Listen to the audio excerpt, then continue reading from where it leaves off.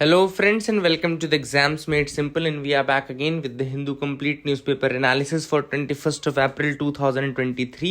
21 अप्रैल 2023 का the Hindu newspaper analysis देखेंगे। सबसे पहले तो नेशनल सिविल सर्विसेज डे की आप सबको बधाइयाँ और आई होप कि आप में से ही बहुत सारे लोग बहुत जल्दी सिविल सर्विसेज में एंटर करेंगे and they will do the best for this country and they will do the best to their abilities as well.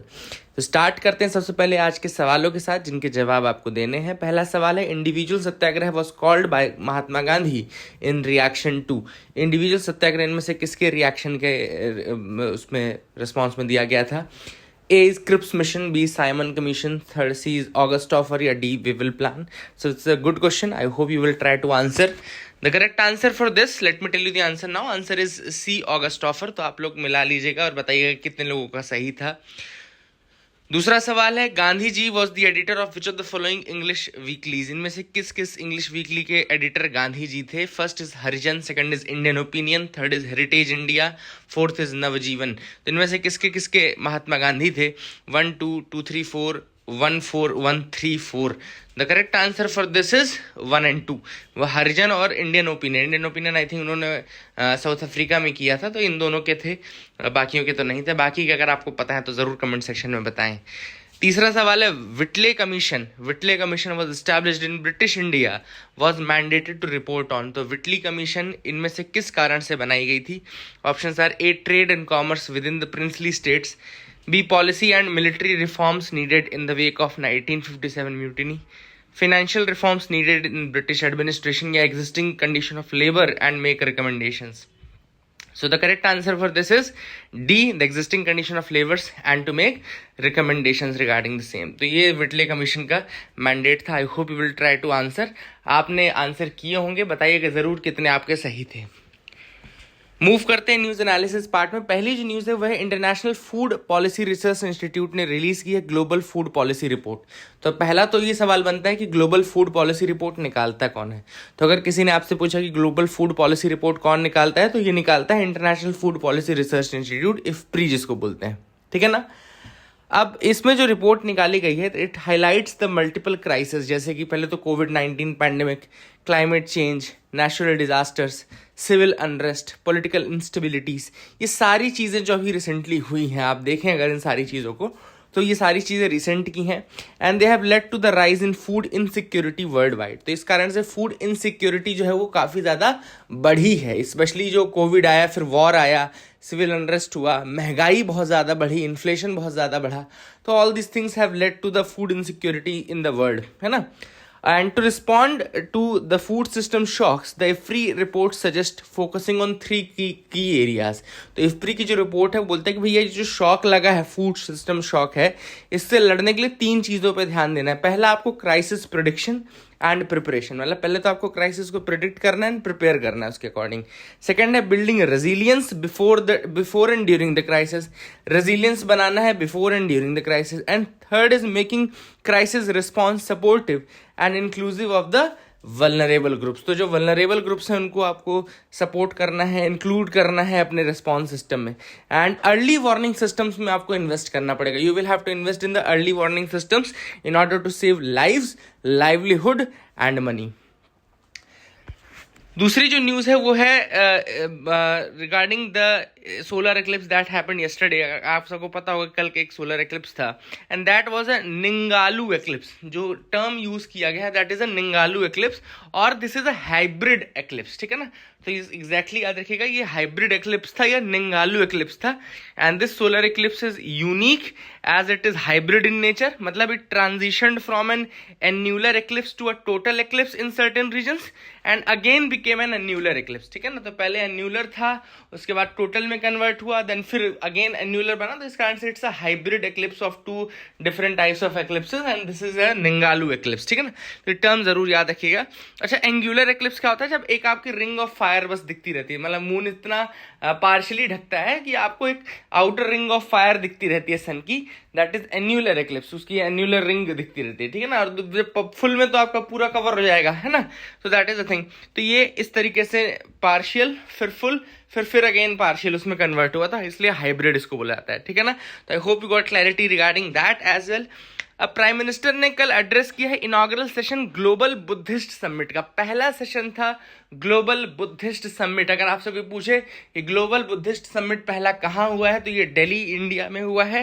And ये 2 दिन का समिट होस्ट किया जा रहा है मिनिस्ट्री ऑफ कल्चर के साथ in collaboration with the international Buddhist confederation. याद रखिएगा, इंटरनेशनल बुद्धिस्ट कन्फेडरेशन के साथ कोलैबोरेशन में मिनिस्ट्री ऑफ कल्चर इसको ऑर्गेनाइज कर रही है। आपको ये चीजें याद रखनी है। थीम जो थी वो थी responses to contemporary challenges, philosophy to praxis। याद रखिएगा, the theme is responses to contemporary challenges, philosophy to praxis। This is the theme, Ministry of Culture in collaboration with International Buddhist Confederation।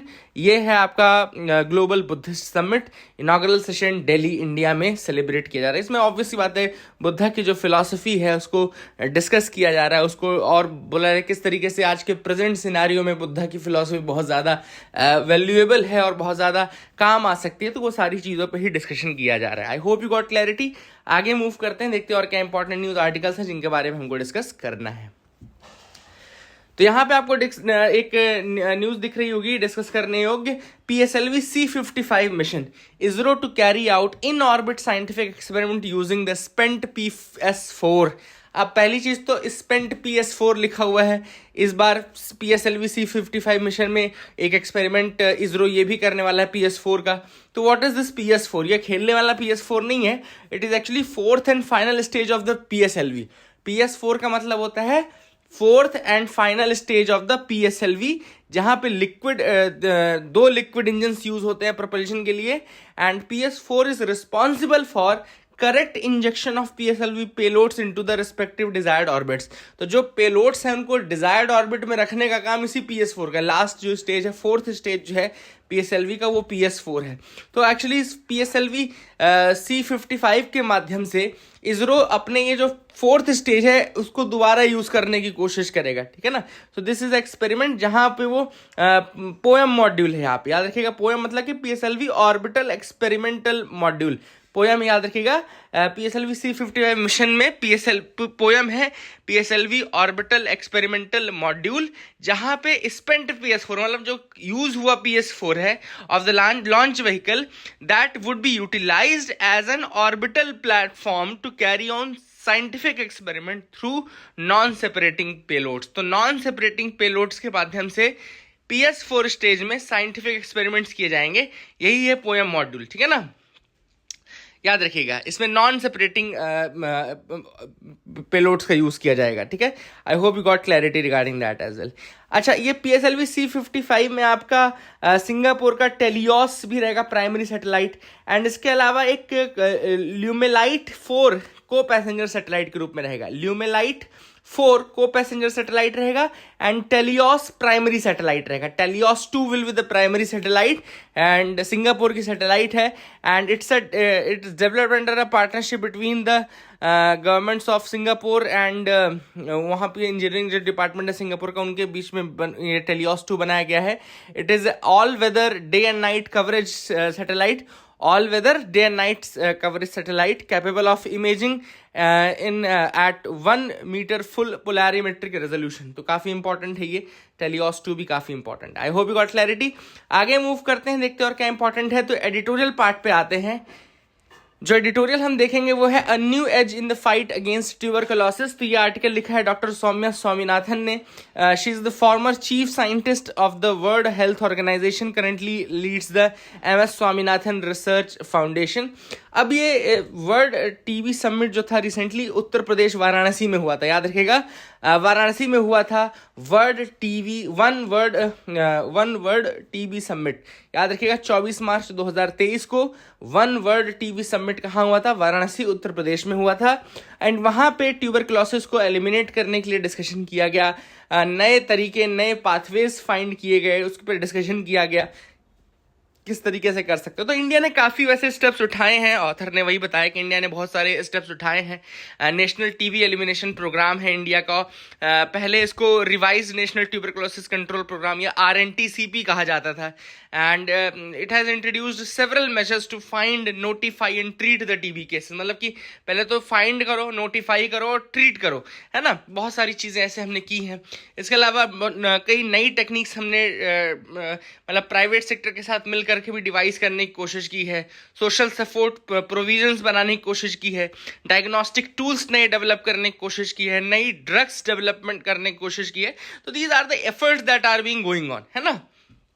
आप अगर देखें तो ये है। अब लेकिन जो दिक्कत है वो ये है कि अभी भी बहुत सारे केसेस जो हैं वो डायग्नोस नहीं हो पाते। मतलब जैसे ही आप एक आदमी अगर आपको मिलता है टीबी पेशेंट अगर डायग्नोसिस से, तो समझ लीजिए कि 2 आदमी उस समय छूट रहे हैं ना। तो this is what has been said. तो इस तरीके से बहुत सारे लोग हम मिस कर रहे हैं अभी भी डिटेक्ट होने से, और अगर डिटेक्ट होने से मिस होते रहेंगे तो ऑब्वियस सी बात है टीबी को एलिमिनेट नहीं किया जा सकता फिर, है ना। तो ऑथर ने वही कहा कि हमको 3-4 चीज़ें करने की ज़रूरत है जिसके थ्रू हम बेसिकली कर सकते हैं। हालांकि कुछ चीज़ें हम कर रहे हैं, जैसे कि establishment of centre of excellence, है ना। तो ये हमने जो प्लान किया है कि हम सेंटर ऑफ एक्सीलेंस बनाएंगे टीबी रिलेटेड, और ICMR के साथ कोलैबोरेट करेंगे, प्राइवेट सेक्टर के साथ कोलैबोरेट करेंगे, रिसर्च लैब्स के साथ कोलैबोरेट करेंगे, और टीबी को एंड करने की कोशिश करेंगे। लेकिन ऑथर ने यहाँ पे 3-4 चीज़ें करने की बात कही है। पहली चीज़ उन्होंने कहा है कि भैया नई वैक्सीन्स डेवलप करो। सबसे पहली चीज़ ये कि हमारे पास BCG है, यानी कि बैसिलस कैलमिटी ग्यूरिन, जो वैक्सीन चलती है टीबी की, वो है हमारे पास, but it does not adequately protect the adolescent adults, है ना। एडोलसेंट्स और एडल्ट्स को ये प्रोटेक्ट नहीं कर पाती है बहुत ज़्यादा BCG की वैक्सीन। तो हमको अब नई वैक्सीन्स के ट्रायल्स करने की ज़रूरत है और डिटरमाइन करने की ज़रूरत है कि क्या कोई दूसरा अल्टरनेटिव हो सकता है। सेकेंड, ऑथर ने कहा है कि testing for and diagnosing TB needs to become more accessible and affordable. दूसरा हमको ये करना है कि टेस्टिंग और डायग्नोसिस को और ज़्यादा अफोर्डेबल बनाना है और ज़्यादा इंक्लूसिव बनाना है, ताकि कोई व्यक्ति छूट ना पाए, है ना। और कोई व्यक्ति सिर्फ इसलिए ना करा पाए कि बहुत महंगा है, कॉस्टली है टेस्ट, या ये है ना। तो that is a thing which should not happen. इसके अलावा इसी डायग्नोसिस में ऑथर ने कहा है कि नई टेक्निक्स डेवलप करने की कोशिश करिए डायग्नोसिस की। हैंड हेल्ड एक्सरे डिटेक्टर्स का यूज़ करिए, आप नए नेजल डिटेक्शन टेक्निक्स बनाइए, है ना। भले आप मतलब ज़्यादा एक तो बहुत ज़्यादा इंट्रूसिव ना हो वो टेक्नोलॉजी, प्लस इजी हो और जल्द क्विक रिस्पॉन्सेस, क्विकली वो मतलब आपको बता दे कि ये ट्यूबरकुलोसिस के बारे में। तो ये ऐसी टेक्निक्स डेवलप करने की कोशिश करने की बात की है। एंड तीसरा जो ऑथर ने कहा है कि वो है development and introduction of new therapeutic molecules that can play a crucial role in long term, है ना। तो हमको नई ड्रग डिलीवरी सिस्टम, नया ड्रग्स पे इन्वेस्ट करना पड़ेगा, उसके लिए रिसर्च करनी पड़ेगी, ये ऑथर ने यहाँ पे बताया है, ठीक है ना। आई होप यू गॉट क्लैरिटी। इसके अलावा लास्ट ऑब्वियस बात है, पॉलिसी हमेशा एक की रोल प्ले करेगी, किस तरीके से गवर्नमेंट अपनी पॉलिसी फ्रेमवर्क में इसको इंक्लूड कर रहा है, तो वहाँ से भी काफ़ी इंपॉर्टेंट रोल रहेगा। तो I hope you got clarity, and author ने उसी के ऊपर डिस्कस किया है। The olive branch effect of the Beijing accord. अब जो बीजिंग अकॉर्ड है ये रिसेंटली हुआ था सऊदी अरेबिया और ईरान के बीच में, तो इसको याद रखिएगा। बस इतना बताने के लिए मैंने आपको ये न्यूज़ बताया कि ईरान और सऊदी अरेबिया के बीच में भी बीजिंग अकॉर्ड साइन किया गया, जिसमें वो पीस की तरफ बढ़ने लगे हैं। और इसी का रिजल्ट ये आया है कि अब वो वॉर नहीं डिस्कस कर रहे हैं, वो इकोनॉमी डिस्कस कर रहे हैं। ईरान और सऊदी अरेबिया मिलकर के आपस में काम करना चाहते हैं। यमन जो है उनका अर्ली टेस्ट केस रहेगा कि कितना ज़्यादा ये अकॉर्ड सक्सेसफुल है, यमन के वॉर से पता चलेगा, क्योंकि अब यमन का वॉर खत्म करना चाहता है सऊदी अरेबिया, उसको बहुत ज़्यादा महंगा पड़ रहा है। तो यमन का वॉर अगर खत्म होता है तो फिर ये पहला टेस्ट केस रहेगा ये इस बीजिंग अकॉर्ड का। तो लेट्स सी दैट किस तरीके से आगे बढ़ता है। आगे मूव करते हैं, यहाँ पे देखते हो क्या इंपॉर्टेंट है। India's fighter jet conundrum. अब यहाँ पे 2-3 फैक्ट्स देख लीजिए कि जो सैंक्शनड स्ट्रेंथ है हमारे यहाँ फाइटर स्क्वाड्रन की इंडिया में, वो एयरफोर्स के पास 42 स्क्वाड्रन की है स्सैंक्शनड स्ट्रेंथ, मतलब 42 होने चाहिए। करंट जो हमारी स्ट्रेंथ है वो 31 स्क्वाड्रन की है। The current strength is 31 squadron में लगभग सुखोई M30 MKI आते हैं, जगुआर आता है, MiG-21 आते हैं, मिराज 2000 आते हैं, MiG-29, रफेल एंड LCA, ठीक है ना। एंड जो प्रोजेक्टेड स्ट्रेंथ है 2030 तक वो 29 से 31 स्क्वाड्रन की है। प्रोजेक्टेड स्ट्रेंथ बाय 2036 जो है वो 35 to 36 स्क्वाड्रन की है, ठीक है ना। तो this is the thing how the things will move on in the future. Squadron basically वही होता है, ग्रुप होता है, मतलब 12 से 24 के बीच में एयरक्राफ्ट उसमें होते हैं, उतने का एक स्क्वाड्रन होता है, ठीक है ना। Supreme court ruling of 2018 was a rainbow of hope. अब ये आर्टिकल, ये 2018 का जो जजमेंट था वो नवतेज सिंह जौहर केस था, याद रखिएगा, जिसमें सेम सेक्स को लेजिटिमाइज किया गया था, है ना। तो सेम सेक्स इंटरकोर्स को लेजिटिमाइज किया गया था, हालांकि मैरिज को लेजिटिमाइज 2018 में नहीं किया गया था। ये चीज़ आप याद रखिएगा, Navtej Singh Johar case. Supreme court slams sections of special marriage act requiring prior notice. मैंने कल आपको जब स्पेशल मैरिज एक्ट बताया था तो उसमें मैंने आपको बताया था कि उसमें 30 दिन पहले से नोटिस देना पड़ता है, आपके इंटेंट ऑफ मैरिज का नोटिस देना पड़ता है और वो नोटिस चिपकाना पड़ता है। तो यहाँ पे सुप्रीम कोर्ट ने उसी प्रोविजन को हड़काते हुए बोला है कि भैया ये तो एक तरीके से इन्वेजन, मतलब आप इन्विटेशन दे रहे हैं सोसाइटी को कि आप इन्वेड करिए हमारी मैरिज को, है ना। स्पेशल मैरिज एक्ट का काम ही यही है कि इस तरीके की मैरिजेस को कराना जो सोसाइटल नॉर्म्स के अगेंस्ट हो, है ना। तो फिर आप जब इस तरीके के नोटिस लगाएंगे, 30 दिन तक की नोटिस देंगे, तो लोगों को आप एक तरह से इनवाइट करो ना कि आके हमारे बीच में अड़ंगा डालो और ये करो। तो यहाँ पे that is the thing that has been raised and Special marriage Act 1954 का है, आप याद रखिएगा। Faith in children's vaccine has gone up in India says UNICEF. अब अभी यूनिसेफ ने एक रिपोर्ट निकाली थी, बेसिकली एक स्टडी की जा रही है, द वैक्सीन कॉन्फिडेंस प्रोजेक्ट। ये London school of hygiene and tropical medicine है, the vaccine confidence project, and इसको पब्लिश किया है यूनिसेफ ने अभी इसका result, the vaccine confidence project का। तो उसमें उन्होंने बोला कि जो चिल्ड्रन वैक्सीन है उनके प्रति जो कॉन्फिडेंस है, परसेप्शन है, वो इम्प्रूव हुआ है, इम्प्रूवमेंट शो किया है चाइना, इंडिया, मैक्सिको में, ठीक है ना। तो that is the thing which is happen. एक दूसरा पॉइंट है वैक्सीन हेजिटेंसी का, है ना। तो वैक्सीन हेजिटेंसी का मतलब है कि कई बार लोग वैक्सीन लेने के लिए इतना ट्रस्टफुल नहीं रहते हैं ना। कई लोग, कुछ अलग अलग ग्रुप्स जो हैं अलग अलग चीज़ें बोलते हैं, तो that is again a problem. UNICEF की एक रिपोर्ट याद रखिएगा, the state of the world's children 2023। ये रिपोर्ट है state of the world's children 2023 for every child vaccination. ये रिपोर्ट आई है, यूनिसेफ की रिपोर्ट है, याद रखिएगा।